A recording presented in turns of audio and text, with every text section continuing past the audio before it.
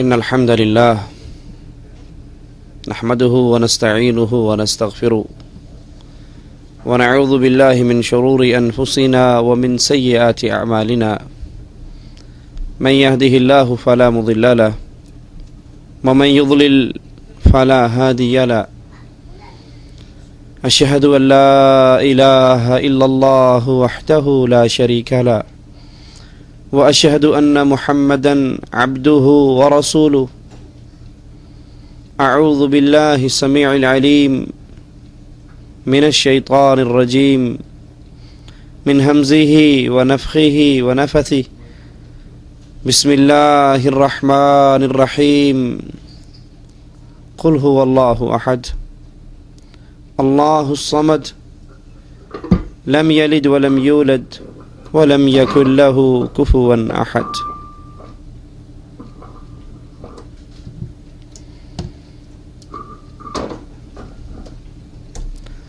اللہ عز و جل نے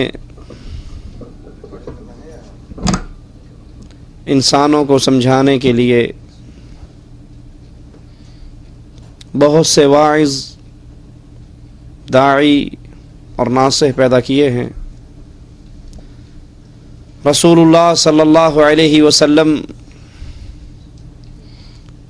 اپنے ایک فرمان مبارک کے اندر جس چیز کو سب سے بڑا واعظ قرار دیتے ہیں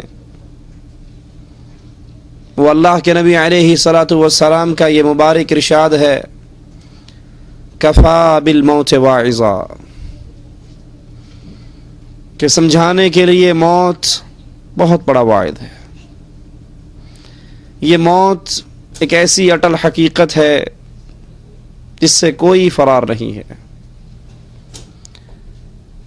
جس سے کوئی بچ نہیں سکتا، جس سے کوئی بھاگ نہیں سکتا۔ اس نے ہر کسی پر آنا ہے۔ کل من علیہا فان، اس دھرتی پہ جو آیا ہے وہ جانے کے لیے آیا ہے۔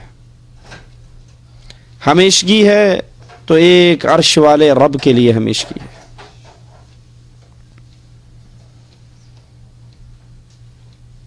اس موت کا جو وقت مقرر ہے اس سے ایک لمحہ آگے اور پیچھے نہیں ہو سکتا۔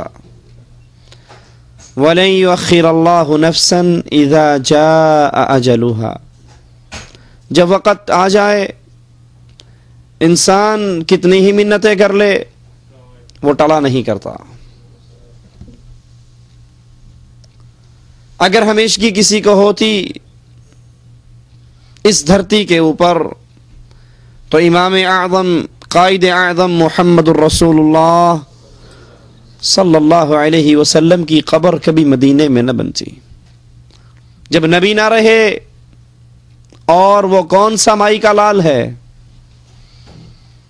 اور وہ کون سی ذات ہے، اور وہ کون سی ہستی ہے، اور وہ کون سا انسان ہے جو اس موت سے بچ سکتا ہے؟ جس نے اس موت کو یاد رکھا اس کا اپنے رب سے تعلق نہیں ٹوٹا کرتا، وہ اپنے رب کو بھلایا نہیں کرتا، اور جو موت کو بھول جاتا ہے وہ اس دنیا کی زندگی کو ہمیشہ کی زندگی سمجھ بیٹھتا ہے۔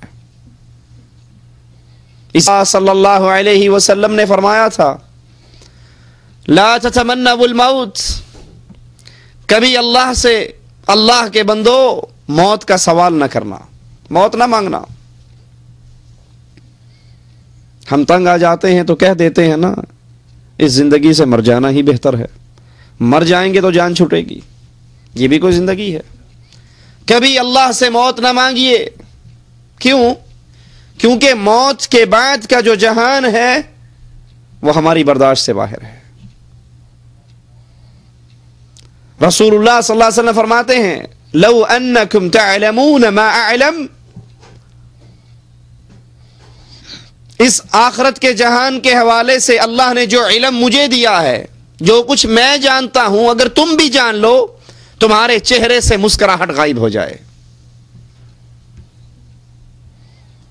رسول اللہ صلی اللہ علیہ وسلم فرماتے ہیں، دل میں یہ گمان ہوا، یہ خواہش ہوئی، میں اللہ سے دعا کروں اللہ تمہیں قبر کے عذاب کی ایک جھلک دکھا دے، صرف ایک جھلک. پھر یہ سوچ کر رک گیا کہ اگر آدم کے بیٹے نے قبر کے عذاب کی ایک جھلک دیکھ لی، اپنے کسی مردے کو زمین میں دفن نہیں کرے گا. یہ قبر میری اور آپ کی کھلی ہے. ہر ڈوبتا ہوا سورج مجھے اور آپ کو اس قبر کے قریب کر رہا ہے، اور یہ اتنی شدید ہے، یہ اتنی وحشتناک ہے، یہ اتنی خطرناک ہے. رسول اللہ صلی اللہ علیہ وسلم ایک جنازے کو لے کر چلے، قبر پہ بیٹھے، اتنا روئے، آپ کی داڑھی مبارک آنسوؤں سے تر ہو گئی، اور کہا ہے میرے صحابہ لِمِثْلِ هَذَا فَأَعِدُّوا، اس قبر کے لیے کچھ تیاری کر لو، اس قبر کے لیے تیاری کر لو، جس قبر سے کوئی نہیں بچ سکتا، جس موت سے کوئی نہیں بھاگ سکتا.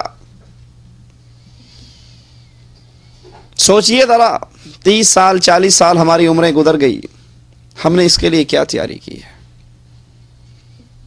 جس کے لیے رسول اللہ صلی اللہ علیہ وسلم ایک عجیب تصویر کھینچ رہے ہیں.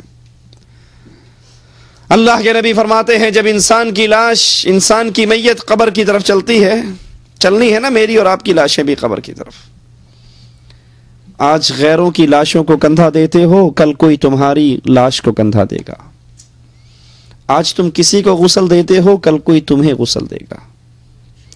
آج کسی کے یتیم بچوں کے سر پہ ہاتھ رکھ کے اس کو چپ کراتے ہو، کل کوئی تمہارے یتیموں کو چپ کرائے گا.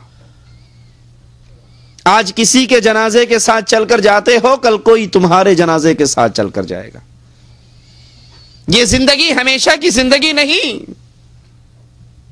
کامیاب ہے وہ جس نے اس قبر کو یاد رکھا. یہ کمرہ جس کو آپ نے اور میں نے سجا رکھا ہے، جس میں لائٹنگ ہے، جس میں اے سی ہے، جس میں فریج ہے، جس میں قالین ہے، جس میں صوفہ سیٹ ہے، یہ میرا اور آپ کا نہیں ہے، یہ تو وارثوں کا ہے، یہ تو پچھلوں کا ہے. آپ کا اور میرا کمرہ تو یہ قبر ہے. اے اپنے کمرے کو سجانے والے، کیا تیری قبر میں روشنی ہو گئی؟